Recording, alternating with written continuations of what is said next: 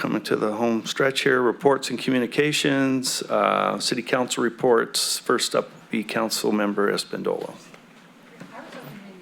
Mayor, I was hoping you would go first this time. You never get to go first. Would you like to go first? I will go first next year. Okay. Sounds great. I think my report's going to be pretty brief. Last couple weeks, there haven't been any of my committee assignments, any meetings. So it's been a slow pace on committee assignments. We did attend a special council meeting on team building with our council and our city manager. That was awesome. We had our annual employee awards dinner. That was so well done. A drive-in theme at our water treatment, and the committee who organized that event, fantastic. It was perfect. The weather was great. The awards, the recognition, and it's all organized and funded through employees of the city. So that's the majority of it is, and that's really important. So thank you so much for including us in recognizing, connecting, and really being a family-oriented event. So thank you. Also, I've had a couple of discussions with Yuba College president, and we're going to have some lunch with her. One of the things that I want to clarify is that many community members believe, I think, that Yuba College is not hosting classes in person. The reality is they have been. They've been doing a hybrid setup, some virtually and some in person, and they've been doing that actually, I think, since April of last year. They haven't stopped. So they're going to be reopening the Sutter, or they have reopened the Sutter Center last week, which is down from here on Highway 99. And we're going to be exploring ideas on youth opportunities. We also had a follow-up just on the homeless workshop, Mayor and Council Member. I wanted to share that we had our city committee, internal committee meeting with the homeless workshop that we're going to be putting together. We have a cross-functional representation across from the city. Everyone seemed really engaged and committed. We are going to be working on looking into understanding and improving the quality of the data, the resources, and we're going to put together a plan of action to follow up on some of these items, and we're going to meet again. We're exploring of coordinating with the presentation with our Sutter County Board of Supervisors. So I wanted to get your input. Would you like to have it how we did it a couple of years ago, where you were not here yet, Council Member, but coordinated with the Board of Supervisors and the presentation of what we learn about the city and all that? Would you like to have us do that again? Okay. All right. That's the answer. One question I had for all of you. So I just wanted to thank our city manager, Dave, in really making sure that we get this done. And the idea is to improve the quality of life of community and really get into resolving our homeless issue. And we're going to bring forward additional information in future council meetings so everyone's informed. And the last thing I would like to share, well, tomorrow morning, I'm going to help out with the chamber too. So if you've already been called and I call you, can you just answer the phone? Just pretend like you didn't get a call, and then I might ask you what level you might be getting. So Mayor, if I call you like 5 times, please don't block me or anyone else in the room here, okay? Lastly, I want to acknowledge that tomorrow is Cinco de Mayo. Many individuals obviously know this is a holiday that celebrate, but the reality of this celebration is that in May 5th of 1862, there was a battle, a victory battle over France. France wanted to take over part of Mexico, and so the Mexican army said, no, we're not going to have it. So they had a battle at in Puebla, which is near Mexico City, and on that day, they won the battle, known as the Battle of the Puebla Day. And in that, it was the President Benito Juarez, who was one of the first indigenous presidents in Mexico, who also, the French, were interested in assassinating him and taking over the country. So this is the significance of Cinco de Mayo. It's not the independence of Mexico or any of those things. That's what Cinco de Mayo represents. And in that, and actually the celebration of Cinco de Mayo occurred in California. It actually started in 1880s, and they started celebrating this victory, this battle. And so from there on, it's just moved into a culture in our communities, in the celebration of Mexican culture, the heritage, and the participation of Mexican Americans in the United States. And that's how you find now the Cinco de Mayo happens to be another celebration. And from what I understand, it's the second day that has the highest sales in beverages of alcohol, second to the Super Bowl. So talk about money generating, but also the concern that I bring that up is that if you are going to celebrate, please have a designated driver. Please be safe about your consumptions and everything else.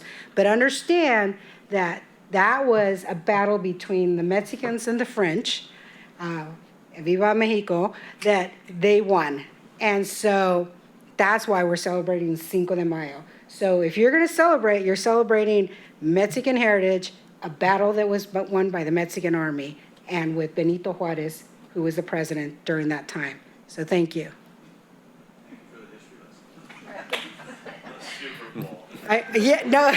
Second to the Super Bowl, so there you go.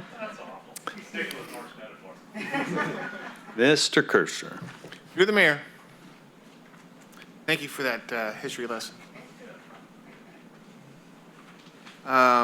Yes, so as Councilperson Espinola mentioned, we attended on April 23rd, the city recognized and had a dinner to show its most valuable assets, how much they're appreciated, and that's our employees. So we attended that and had a soapbox race, and generally had a good time. I was in charge of congratulating the 5-year anniversary for our employees. I attended SASA, which is one of the boards I'm on, which is animal control. It was my first one because the first one I should have been on was canceled. We attended quarterly. We talked about several things. One of which being that the current supervisor position and was being merged with a vet tech position to save money. They are going to move forward because they need additional kennel. They need an additional kennel attendant and also extra help. And I believe that's because they're moving into the summer months. They are going to start a pilot program, which is interesting, which is called, and it's targeted for feral cats, which is called Trap, Neuter, and Release, which has worked out in other communities, excuse me, to limit that population humanely, I might add. Something that was, I'm sorry, I did forget one thing. During that meeting, we did move to retain Council Member Vice Mayor Shaw as the Vice Chairman, and also Supervisor Mike Ziegemeyer as our Chair. That passed unanimously. In closing, Supervisor Baines mentioned something about the chickens, and I didn't realize we had a chicken problem in Yuba City, which was news to me. But the committee is moving that till the next committee to talk about that. So that's what's going on with that. What was alluded to earlier, I was privileged, excuse me, to be invited to a fire academy. There were 12 of us there. our city manager, Dave Shaw, was there, Ms. Sanders, who was here earlier, myself, and also council member Harris was there, including 8 other people. And the idea behind the Fire Academy is to show the rest of us how difficult that job is. And boy, I'll tell you, my eyes were opened. The first part of that was a presentation and different presentations on last Thursday night. And we were fitted in our gear. What's that called again? Gear. PPE or turnouts. Okay. And just the presentation alone, I came home and I was talking to my wife about it all night. And I'm telling you, I learned so much about just the physical, mental drain on people in that profession. And, you know, you get into the suicide rates, the inherent risk on their health while they're in that job and later on. It was extremely informative. And then Saturday was the big day where we were broken up into groups. One group was placed in a situation that mocked what it's like for them to show up in a house where you have one spouse that's not responding and you have the other one that's hysteric, and then you have the medics show up, and just how stressful it is. The second activity they had us participate in was rappelling off a 4-story building, which I've never done before, and that was fun. And then we were given the opportunity to actually use some of their equipment to cut open vehicles to show what it's like, how in full gear, by the way, and how difficult that is when they have to extricate an individual out of a situation like that. And then lastly, we were taken out to the fire station on Oilier Road, where in the back of their facility, they have a large shipping container where they can simulate what it's like to be in a structure when it's on fire. And so you're in full gear with the oxygen tank on your back, and it's hot, it's loud, it's stressful, and you've got smoke, you can't see anything. And so, man, if there was a way that more of our community could experience that, holy smokes. Like I said, my hat's off to the folks that do that day in and day out. I think Chief Alexander for just the opportunity to do that. It was very informative and something I'll never forget. And I think that about does it. Over to you. Through the mayor, can I ask Councilman Christian a quick question? Do you mind? My question is with the animal shelter. Mm-hmm. You and I have talked about the chickens that do not belong to anyone. I had a conversation with our director, Brad McIntyre, at one time, and Megan, I believe. We did a little walk around looking. So I'm just interested in how, I haven't circled back with Brad to find out what the action plan is to help with some of these issues. But if you can carry that forward, I would really appreciate that, because I'm no longer on that committee, and you are, and I'm seeing that you're going to be excellent there. So yeah, absolutely, I'd be happy to address that. This is one of those issues where the perception is that, well, first of all, there's a lot of misperception in the public that somehow the city owns the chickens, because we've had public city employees that have been approached by business owners saying, "Hey, there's a perception that the city owns them. The city doesn't own them."